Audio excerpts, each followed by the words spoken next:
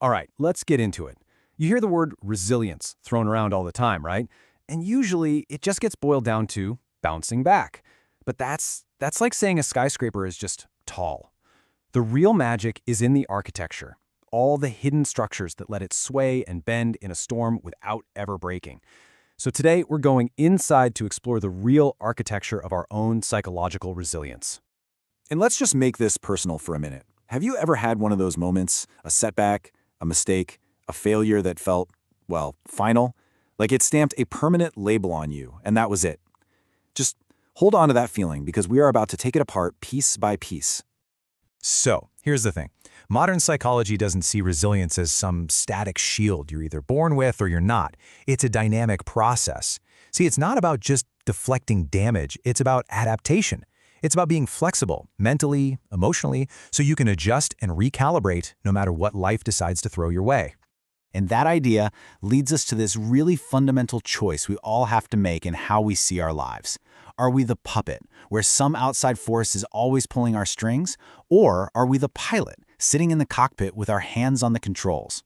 Now, this isn't just a cute metaphor. It's a core concept in psychology. This whole idea comes down to something called your locus of control. The puppet mindset, that's someone who believes life is happening to them. You know the feeling. The traffic made me late, my boss is unfair, the economy is bad. It's always something external. But the pilot mindset, they believe life happens by them. They see their own choices, their own actions, as the real engine driving their results. It's the difference between being a passenger on a wild ride and actually steering the thing. The real danger is getting stuck in that puppet mindset. It leads to this trap that the psychologist Martin Seligman famously called learned helplessness. What he found was, after you're hit with negative stuff you can't control over and over again, you can actually learn that trying is pointless. You just stop trying to find a way out, even when the door is right there, wide open. And listen, this isn't a character flaw. It's a conditioned response your brain learns. You know, this idea is far from new. It's a timeless antidote. The ancient Stoics were talking about this 2,000 years ago. Epictetus wasn't saying we should just ignore reality or pretend bad things aren't happening. No, he was arguing for this radical, intense focus on the one thing you always have control over, your response, your judgment, your choices. That is where true freedom is found. So, okay, how do we actually build this pilot mindset? Well, it turns out we've all got a bit of a head start, because resilience isn't just some nice philosophical idea, it's a hardwired biological system that we can actually train and make stronger. Deep inside your brain, you have this thing called the mastery motivation system. The best way to think about it is like an engine that literally runs on competence. I mean, think about a baby who learns that if she drops her toy, it makes a cool noise. Or you, when you finally solve that frustrating problem at work. Our brains are built from the ground up to seek out challenges and get a little hit of pleasure when we overcome them. And this whole system is fueled by dopamine. When you tackle something hard and you succeed, your brain's reward pathways light up. And that creates this amazing feedback loop. The more you overcome, the more your brain starts to crave that feeling of taking action and being in control. And that right there is why resilience is a skill, not just a trait. You can literally train your brain to get better at it. Of course, if you're training, you're gonna stumble, you're gonna fall. So the next absolutely critical step is to completely reframe how we think about failure. We have to stop seeing it as some kind of judgment on who we are and start seeing it for what it is, a necessary, even essential part of growth. I mean, Edison's perspective here is just the perfect engineering mindset, isn't it? For him, failure wasn't the verdict, it was data. Every single failed attempt was just crucial information that got him one step closer to the solution. People who are truly resilient and innovative, they don't see failure as some personal flaw. They see it as vital feedback. And there's this beautiful philosophy from Japan that captures this perfectly. Here in the West, when a bowl breaks, what do? We either throw it out or we try to glue it back together and hide the cracks. But in the art of kintsugi, the cracks are the whole point. They're meticulously filled with lacquer dusted with gold. The repair isn't meant to be hidden, it's meant to be illuminated. And honestly, what a perfect metaphor for human resilience. Our psychological wounds, our failures, our heartbreaks, they don't have to be things we hide in shame. The process of healing them, of piecing ourselves back together with self-awareness and everything we've learned, that forges a person who is stronger, more compassionate, and just more uniquely beautiful than they ever were before the break. This idea takes us way beyond just surviving tough times.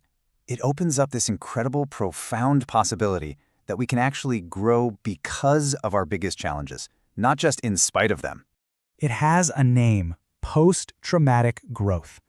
And the most important word in that phrase is struggle. The growth doesn't come from the traumatic event itself. That's just awful. It comes from the agonizing, difficult, energy-sucking process of having to rebuild your entire worldview after it's been completely shattered. And this growth, it happens across 5 major areas. People find a much deeper appreciation for life, a profound new sense of their own personal strength, and much, much stronger relationships. It's like the trauma acts as a filter. All the superficial stuff just falls away, and you're left with what's real, what's deep. The old life might be gone, but new, more authentic possibilities start to rise up from the rubble. Okay, but we have to talk about a critical danger here. Because in our culture's obsession with grit and being tough, this whole idea of resilience can get twisted. It can even be weaponized, sometimes, against ourselves. It's called toxic resilience, and it's that pressure to just be strong and suck it up and endure environments that are fundamentally abusive, unjust, or just plain unsustainable. It's what happens when silently coping is seen as more important than actually changing the harmful situation itself. The warning signs are pretty clear. Severe burnout, feeling emotionally numb, a deep sense of being totally alone.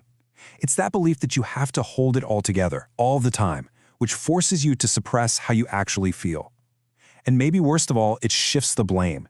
It puts the responsibility for a broken, toxic system onto the individual, demanding that you adapt instead of demanding that the system becomes healthy.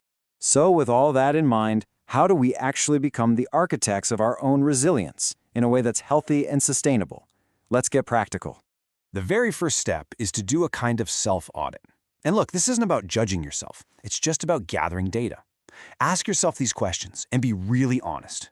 When did you last feel like your true, authentic self? What things in your life consistently fill you with energy, and what things just drain you?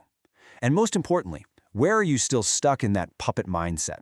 Where can you start to take back control of the cockpit? And this brings us to the final and maybe most crucial point. You don't build a skyscraper in the middle of an earthquake. You build it long, long before, with a solid foundation. Resilience is exactly the same. It is not forged in one big, heroic moment of crisis. It's built slowly, brick by brick, in the small, consistent, self-aware choices you make every single day. So I'll just leave you with this question. Think back to the last major challenge you had to face. I'm sure it left some scars, maybe some cracks you can still see.